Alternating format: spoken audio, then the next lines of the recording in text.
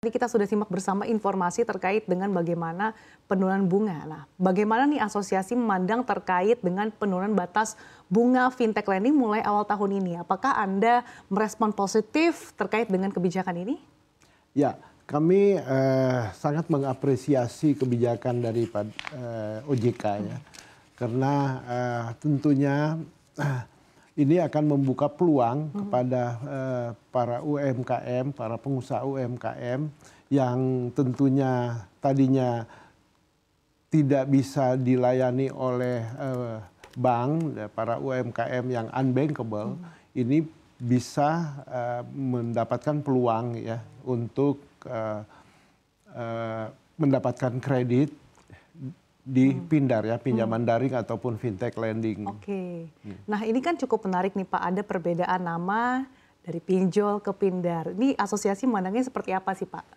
Ya, sebenarnya kita bukan rebranding ya dari pinjol ke Pindar, tetapi kami melakukan repositioning. Oke, Jadi repositioning memposisikan kami bahwa kami itu adalah Pindar, pinjaman daring, bukan pinjol. Jadi pinjol itu lebih banyak ke ilegal. Kami adalah fintech peer-to-peer lending yang berizin dari OJK yang tentunya mempunyai aturan-aturan yang sangat comply dan prudent. Mungkin itu. Nah tentunya tadi langkah-langkah ini disambut positif oleh asosiasi, lalu tentunya yang pasti ini juga memberikan dampak positif bagi UMKM. Bagaimana dampak dari penurunan bunga fintech ini bagi peningkatan akses pembiayaan bagi UMKM sendiri?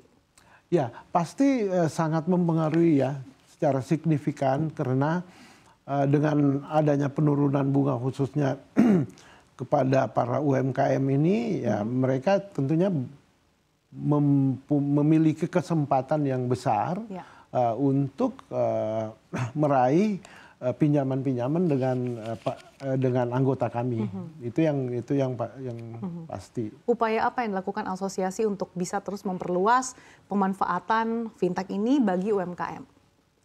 Upaya-upaya tentunya kita akan lakukan dengan melakukan kolaborasi dengan para komunitas-komunitas UMKM dan tentunya juga banyaknya pelaku-pelaku yang sudah mendapatkan manfaat dari Pindar ini ya dengan bisa menyatakan success story dan sebagainya, menceritakan bagaimana success story mereka. Karena terus terang aja banyak masyarakat yang belum bisa membedakan antara pinjol dengan Pindar. Karena ketakutan itu kepada pinjol ilegal itu sangat tinggi. Nah ini yang kita mau terus melakukan edukasi sehingga kita memang beda. Kita memang beda itu. Makanya repositioning itu terus dilakukan ya Pak ya? Betul. Terkait dengan Pindar. Lalu sejauh ini update-nya Pak sudah berapa banyak sih anggotanya dan kemudian seperti apa layanan yang terkini dan diberikan? Iya, teman-teman anggota kami ini kan kami mempunyai 3 klaster. Yang satu yang bergerak di produktif, yang kedua adalah multiguna atau cash loan. Yang ketiga Pindar syariah. Teman-teman di produktif dan di syariah ini terus menerus melakukan ya kan edukasi dan literasi kepada masyarakat agar masyarakat mengerti, agar masyarakat bisa membedakan antara pinjol dengan Pindar. Itu yang kita.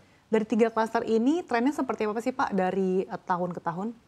Trennya tentunya terus meningkat ya. Kalau kita lihat itu dari laporan OJK juga yang selalu disampaikan bahwa peningkatan cukup signifikan dan tentunya stabil terus. Nah, ya dengan di tahun 2025 ini ya kan kita juga menginginkan dengan adanya kebijakan baru daripada OJK ini, tentunya kami berharap untuk UMKM ini lebih agresif naik ya. Gitu. Oke. Nah tadi terkait dengan kebijakan yang disambut positif ini, dampaknya bagi para pengusaha ataupun asosiasi seperti apa? Apakah memang nantinya akan menekan margin dari lendingnya sendiri? Ya betul. Dengan turunnya ini tentunya akan berdampak juga ya kepada perusahaan-perusahaan para penyelenggara platform ya di fintech. Tetapi kita memang sudah sepakat untuk terus melakukan efisiensi ya, efisiensi dan memilih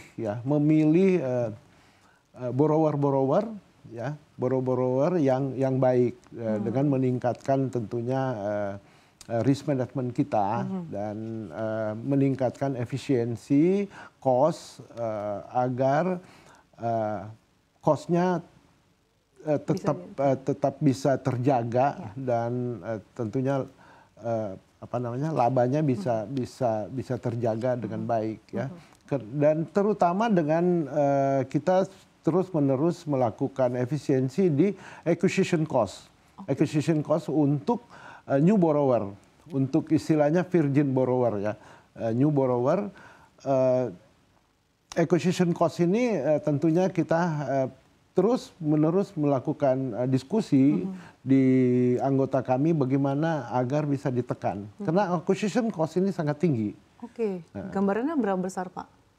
Acquisition cost tinggi sekali. Jadi memang apalagi dengan tren sekarang ya. Saya kasih contoh aja, umpamanya kita menerima satu hari aplikasi umpamanya ada 1.000 ya. Ataupun bisa 1.000 sampai 35.000 sih sebenarnya. Dari 1.000 itu kita harus melakukan pengecekan kan satu-satu. Nah dari 1.000 mungkin kita cuma dapat yang bagus 10 umpamanya. Jadi ada 990 cost yang keluar. Nah ini yang dikatakan acquisition cost. Tapi kan kalau masuk 1.000 itu kan semua harus kita cek ya. Kita analisa. Begitu kita analisa, kita keluarkan cost.